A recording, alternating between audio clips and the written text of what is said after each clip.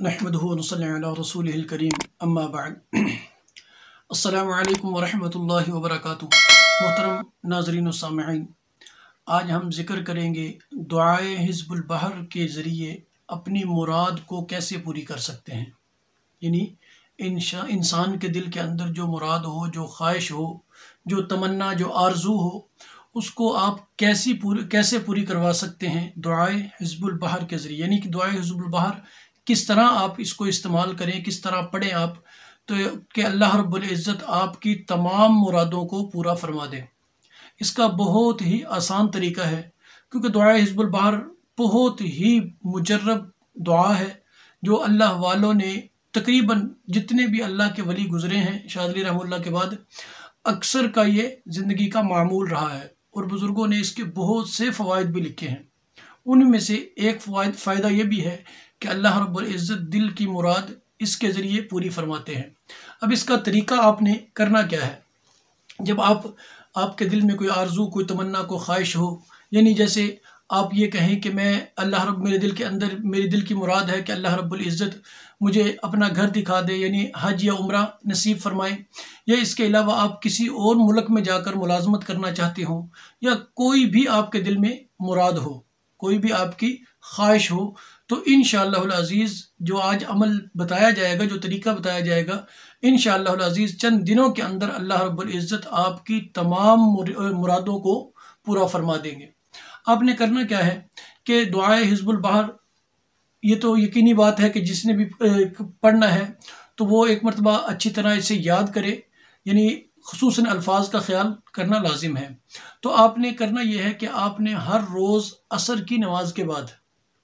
बुज़ुर्गों ने भी यही फरमाया है कि असर के बाद या मगरिब के बाद इसको पढ़ा जाए, लेकिन असर की नमाज के बाद आपने एक मरतबा इसको पढ़ना है। पढ़ने के बाद आप देखें कि आपका इरादा क्या है। आपने सफ़र का इरादा है, यानी किसी दूसरे मुल्क जाना है, अल्लाह का घर देखना है, या इस तरह का कोई भी ऐसा काम हो, किसी यानी गैर मुल्क में जाना हो, दूसरे यानी यूरोप वगैरह में या अरब इमारात में कहीं भी जाना हो, तो आपने करना यह है कि आपने एक मरतबा दुआए हिज़्बुल बहर पढ़नी है। पढ़ने का तरीका यह है कि आपने पढ़ने से पहले एक रोटी जो है, अगर जौ की हो तो ज़्यादा बेहतर है, जौ की ना हो तो फिर गंदम की जो है रोटी लेकर आपने, यानी ताज़ा रोटी हो, ताज़ा रोटी अपने सामने रखकर आपने दुआए हिज़्बुल बहर को एक मरतबा पढ़ना है। और जब आप अल्लाहुम्मा यस्सिर लना उमूरना पे पहुँचेंगे तो उस वक़्त आपने इस इबारत को, इस लफ्ज़ को आपने बार बार पढ़ना है। ये ज़हन में रखें कि अल्लाहुम्मा यस्सिर लना उमूरना पढ़ते रहें या अल्लाहुम्मा यस्सिर ली अमरी पढ़ते रहें। इन दोनों में से कोई भी आप इस यानी लफ्ज़ जो है, दोनों में से कोई भी बार बार पढ़ते रहे और दिल में अपने मकसद को रखें। जो आपका मकसद हो, आपने हज पे जाना है, आपने उम्रे पे जाना है, आपने दूसरे किसी मुल्क में नौकरी के लिए जाना है, या इसके अलावा आपके दिल के अंदर जो भी मुराद हो, आपने अल्लाहुम्मा यस्सिर ली अमरी या अल्लाहुम्मा यस्सिर लना उमूरना में आपने उसको अपने जहन में रखना है, यानी दिल में वो मकसद हो आपका, और ज़ुबान पर अल्लाहुम्मा यस्सिर ली अमरी, अल्लाहुम्मा यस्सिर ली अमरी, कि अल्लाह मेरे लिए ये काम आसान फरमा दे, ये आसान फरमा दे, ये आसान, यानी ये बार बार आपने ये दुआ पढ़नी है, यानी ये अल्फाज दोहराने हैं। दोहराने के बाद आपने दुआए हिज़्बुल बहर मुकम्मल पढ़ लेनी है, मुकम्मल बिरहमतिका या अरहमुर राहिमीन तक। आपने पढ़ने के बाद उस जो रोटी आपके पास होगी, आपने उस रोटी पर इसको दम कर देना है। दम करने के बाद आपने ब्लैक मार्कर से या पॉइंटर से उस रोटी पर भी अल्लाहुम्मा यस्सिर ली अमरी, यानी ये अल्फाज जो हैं उस रोटी पर अल्लाहुम्मा यस्सिर ली अमरी वाले आपने मार्कर से, ब्लैक मार्कर हो या ब्लैक पॉइंटर हो, उससे आपने उस रोटी पर इस इबारत को 11 मरतबा लिखना है।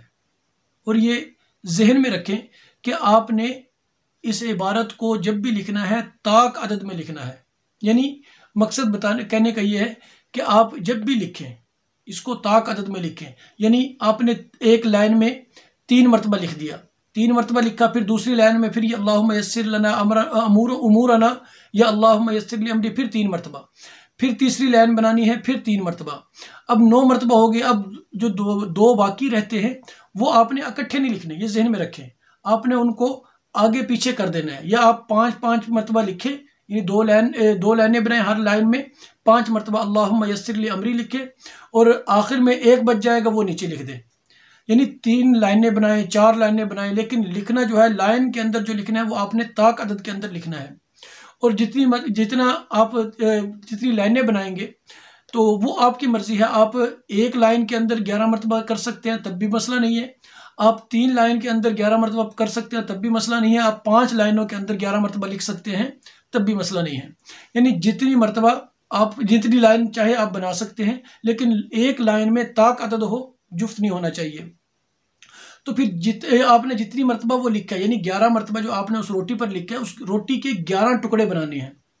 11 टुकड़े बनाने हैं। एक टुकड़ा आपने, जो आपका मकसद होगा, तो आपने पहला टुकड़ा आप खुद खा लें या जिसके लिए आप कर रहे हैं उसको खिला दें। उसके बाद आपने बाकी जो टुकड़े हैं, यानी 10 बाकी टुकड़े रह जाएंगे, उसमें से 5 टुकड़े जो हैं उनको तोड़ना नहीं है। जो आपने पहली मरतबा 11 टुकड़े बना लिए बस वही रखने हैं, उसको मज़ीद टुकड़ों में तब्दील नहीं करना। आपने जो बाकी 11 टुकड़े हैं उनमें से 5, बाकी जो 10 टुकड़े हैं उनमें से 5 टुकड़े आपने दरिया या नहर वगैरह में, जहां आपको पता हो कि इसमें मछलियां मौजूद हैं या दूसरे जानवर इसके अंदर मौजूद हैं, उस दरिया या उस नहर में फेंक देने हैं। तो जो बाकी 5 टुकड़े होंगे वो आप किसी भी वक्त कहीं भी ऐसी जगह जहां परिंदों की आमदो रफ्त हो या परिंदे आते जाते हो, यानी जैसे घरों की छतों पे जहां अक्सर लोग पानी भी रखते हैं, परिंदे अक्सर आते हैं, तो ऐसा मकाम तलाश करना है कि जहां परिंदे आते हों। यानी मकसद कहने का ये है कि जो आप वहाँ रोटी को रखेंगे तो वो रोटी जो है परिंदे 24 घंटे से पहले वहाँ से ख़त्म कर चुके हों, यानी उस मकाम से, यानी परिंदों के पेट में वो रोटी जा चुकी हो। लेकिन ये जहन में रखें, मैं बार बार कह रहा हूँ कि 11 मरतबा जब आपने लिखा तो 11 ही टुकड़े बनाने हैं।